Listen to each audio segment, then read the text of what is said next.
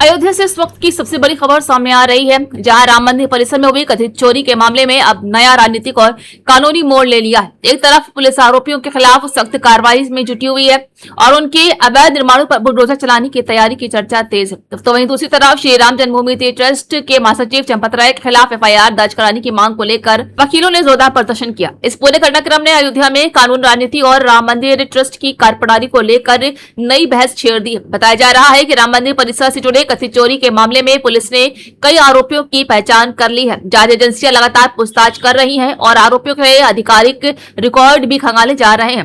प्रशासन की ओर से ये भी संकेत मिल रहे हैं कि जिन आरोपियों ने सरकारी जमीन पर अवैध कब्जा या अवैध निर्माण कर रखा है, उनके खिलाफ बुलडोजर कार्रवाई की जा सकती है। हालांकि प्रशासन की ओर से अभी तक अंतिम आदेश सार्वजनिक नहीं किया गया है, लेकिन स्थानीय स्तर पर तैयारियां तेज होने की बात सामने आ रही है। इधर इस मामले में नया मोड़ तब लिया जब कुछ अधिवक्ताओं ने चंपत राय के खिलाफ FIR दर्ज कराने की मांग को लेकर प्रदर्शन किया। प्रदर्शन कर रहे वकीलों का आरोप है कि पूरे मामले में जवाबदेही तय होनी चाहिए और अगर किसी स्तर पर लापरवाही हुई तो उसकी निष्पक्ष जांच होनी चाहिए। प्रदर्शन के दौरान वकीलों ने प्रशासन से मांग की है कि किसी भी प्रभावशाली व्यक्ति को कानून से ऊपर नहीं माना जाना चाहिए और सभी पक्षों की समान रूप से जांच की जाए। वकीलों के प्रदर्शन के दौरान नारेबाजी भी हुई और ज्ञापन सौंपकर चंपत राय के खिलाफ कानूनी कार्रवाई की मांग दोहराई गई है। वहीं दूसरी तरफ राम जन्मभूमि ट्रस्ट की ओर से इस पूरे विवाद पर प्रतिक्रिया भी सामने आई है।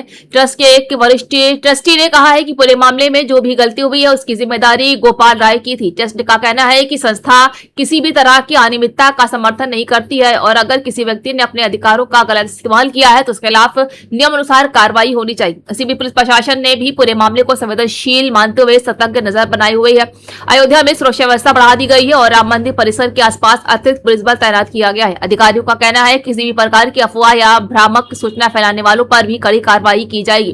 कानूनी जानकारों का मानना है कि किसी भी आरोपी के खिलाफ बुलडोजर कार्रवाई तभी की जा सकती है जब संबंधित निर्माण अवैध पाया जाए और निर्धारित कानूनी प्रक्रिया पूरी की जाए। केवल किसी आपराधिक मामले में आरोपी होने के आधार पर संपत्ति पर कार्रवाई नहीं की जा सकती। इसलिए प्रशासन की हर कार्रवाई कानून के दायरे में ही होनी चाहिए ताकि बाद में कोई कानूनी विवाद न खड़ा हो। अयोध्या में राम मंदिर से जुड़ा एक मामला पूरे देश में चर्चा का विषय बन गया है। राम मंदिर में भक्तों के चढ़ावे और दान से जुड़े कथित गड़बड़ी के मामले में जहां एक और SIT की जांच के बाद पुलिस ने कई लोगों को गिरफ्तार किया है, तो वहीं दूसरी ओर ज्योतिष पीठ के शंकराचार्य स्वामी अवमुक्तेश्वरानंद सरस्वती ने जांच की निष्पक्षता पर गंभीर सवाल उठाए हैं। उन्होंने दावा किया है कि कार्यवाही केवल निचले स्तर के कर्मचारियों तक सीमित है, जबकि बड़े जिम्मेदार लोगों की भूमिका की भी जाँच होनी चाहिए। तो कैसे निर्णय होगा आप बताओ ना। जब केंद्र की सरकार इसको चला रही है और कहते हैं डबल इंजन की सरकार है, मतलब उत्तर प्रदेश की सरकार भी उसी के साथ कनेक्टेड है, संटिंग हुई है। डबल इंजन तो तभी हुआ ना जब संट हो जाए।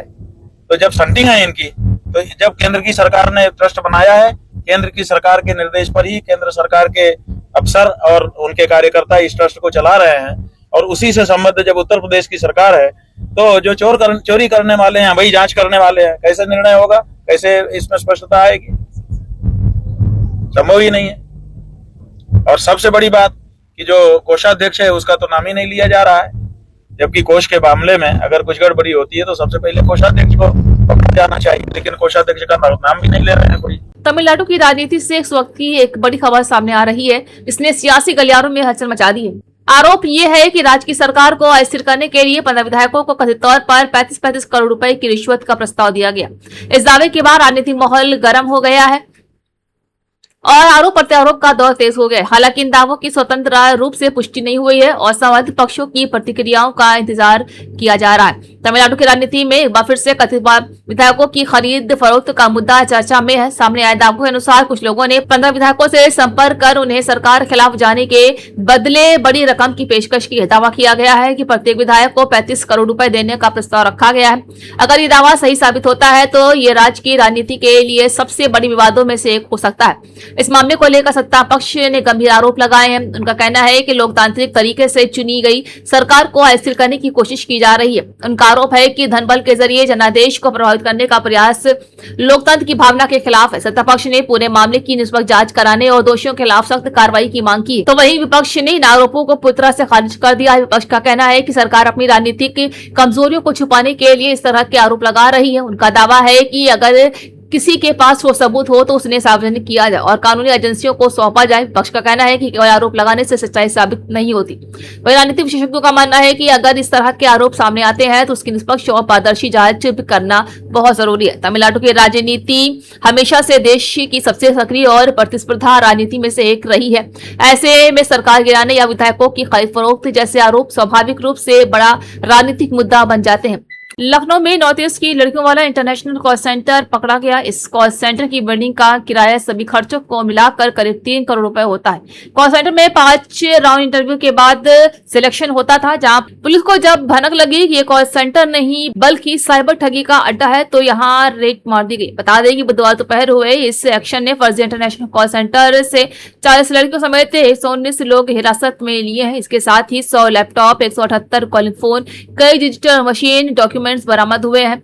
आपको बता दें कि रेड की सूचना मिलते ही एक कर्मचारी के घर वाले पहुंच गए थे। उन्होंने कैमरे के सामने बोलने से मना किया, लेकिन बताया गया है कि लड़के ने 5 राउंड इंटरव्यू दिया था। ज्यादातर लड़के लड़कियां 25,000 से 28,000 रुपए महीने की नौकरी कर रहे थे, लेकिन अगर इनके जरिए किसी को ठग लिया गया तो उस रकम को 10% इंसेंटिव मिलता था। तो ये पुलिस की प्रारंभिक जांच में सामने आया है कि कॉल सेंटर के आड़ में यहाँ पर डॉलर नाम का एक ऐप ऑपरेट किया जा रहा था। इसी के जरिए अलग अलग देशों से कॉल के जरिए लोगों को लालच देकर धोखाधड़ी करते थे। यहाँ कॉल सेंटर मुख्य रूप से शाम 7 से 3 बजे तक संचालित होता था। इसका मुख्य टारगेट विदेश में बैठे लोग होते थे। जालसाजों ने समिट बिल्डिंग के 11वीं मंजिल पर 2 ऑफिस से लेकर 16 सॉल्यूशन नाम से कंपनी बनाकर ठगी कर रहे थे। छापे के दौरान पुलिस टीम ने नारायण दास खैराजानी, अहमदाबाद गुजरात निवासी ललित खैराजानी और विक्रम सिंह परमार को पकड़ लिया है। दोनों मौजूदा समय में गोमती नगर विस्तारित में रहते थे।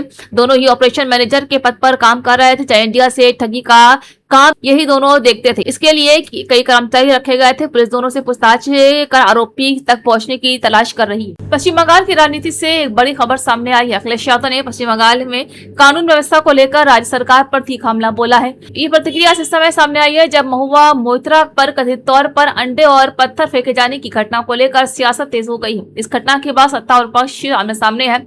पश्चिम बंगाल में एक राजनीतिक कार्यक्रम के दौरान तृणमूल कांग्रेस की सांसद मोइत्रा के काफिले और कार्यक्रम स्थल के आसपास कथित तौर पर अंडे और पत्थर फेंके जाने की घटना सामने आई। घटना के बाद मौके पर कुछ देर के लिए अफरा तफरी का माहौल बन गया। सुरक्षा कर्मियों ने तत्काल स्थिति को नियंत्रित किया और महुआ मोइत्रा को सुरक्षित स्थान पर पहुंचाया। प्रारंभिक जानकारी के अनुसार इस घटना में उन्हें कोई गंभीर चोट नहीं आई। इस घटना के बाद तृणमूल कांग्रेस ने इसे लोकतांत्रिक मूल्यों पर हमला बताया है और आरोप लगाया है कि विपक्षी दलों के समर्थनों ने माहौल बिगाड़ने की कोशिश की है। पार्टी नेताओं का कहना है कि राजनीतिक मतभेद अपनी जगह है, लेकिन हिंसा या हमले की कोई जगह नहीं होनी चाहिए। उन्होंने दोषियों के खिलाफ कड़ी कार्रवाई की मांग भी की।